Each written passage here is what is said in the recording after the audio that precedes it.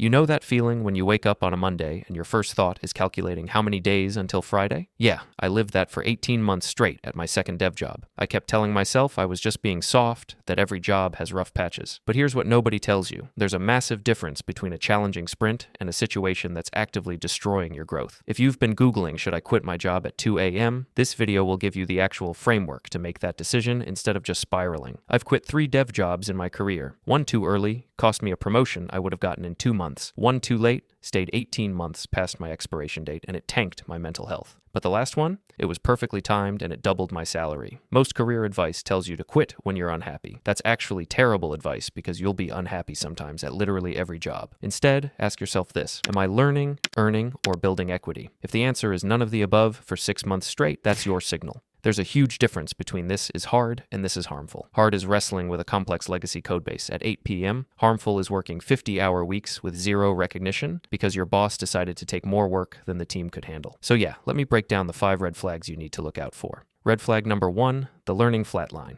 Here's the test. Look at your last 6 months of work. Did you use any technology, pattern, or skill you didn't already know? If it's all maintenance tickets and the same React components you've been writing since 2021, you're atrophying. And here's why this matters more in tech than other fields. Research shows technical skills depreciate about 50% every 2.5 years. In our industry, 6 months of no learning is career debt you'll pay back later with worse opportunities and stagnant salary growth. Number 2. You're 20% or more below market rate and you've already asked for a raise with data to back it up. Here's what people miss. If you're making $80,000 and market rate is $110,000, that's not just $30,000 you're losing this year. Over 5 years with normal raises, you're leaving over $200,000 on the table because future raises compound on a lower base. Check levels.fyi. Talk to recruiters, know your number. If they won't match market after you've proven your value, they're literally banking on your fear of change. Research shows job switchers earn 5 to 10% more on average than people who stay, and that compounds over your entire career. They call this the loyalty tax. 3. Your physical or mental health is declining in measurable ways. You can't sleep before work days, you're having panic attacks in the bathroom, your resting heart rate is elevated, you've gained or lost significant weight without trying.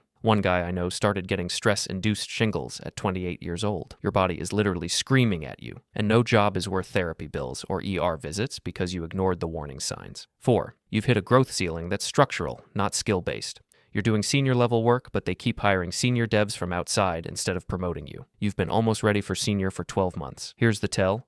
If feedback is vague, like not quite there yet, but they can't tell you what specific skills you're missing, it's politics, not performance. And lastly, 5. Fundamental values misalignment. This isn't I prefer remote, but we're hybrid. It's deeper. Maybe you value code quality, but they ship broken features every sprint to hit arbitrary metrics. You value work-life balance, but leadership brags about 60-hour weeks because we are a family. Organizational psychology research shows employees perform 20 to 30% better when personal values align with company values. You'll never do your best work somewhere that rewards things you fundamentally don't respect. Listen, nobody else can make this call for you, but you're a problem solver. That's literally what we do for a living. Apply the same rigor to your career that you do to your code. You'll know when it's time. And when you do, don't let fear keep you somewhere that's keeping you small. Also, if you are seriously considering switching jobs, then you should brush up on your coding skills, which means you should check out Boot.dev, the sponsor of today's video. Boot.dev teaches back-end development the right way. Through hands-on coding in Python, Go, TypeScript, and SQL, not just passive watching. What makes Boot.dev different is the gamification. You earn XP, level up, complete quests, and even fight bosses, but it's all built around real fundamentals. You're building actual projects like web scrapers, blog aggregators, while learning core concepts like Docker, Git, CI/CD, and databases. I've been using it myself, and what keeps me hooked is their new Training Grounds feature that lets you grind infinite custom challenges to really master concepts before moving on. And whenever you hit a wall, Boots, their Bear Wizard AI tutor, jumps in with context-aware hints instead of just holding your hand to the answer. He's trained on every lesson, so you get real help without the copy-paste nonsense. All the content is free to read and watch, and a membership unlocks the interactive coding, AI help, and progress tracking. If you want to check it out, use my link in the description and code CODEHEAD for 25% off your first year. That's CODEHEAD at boot.dev, link below.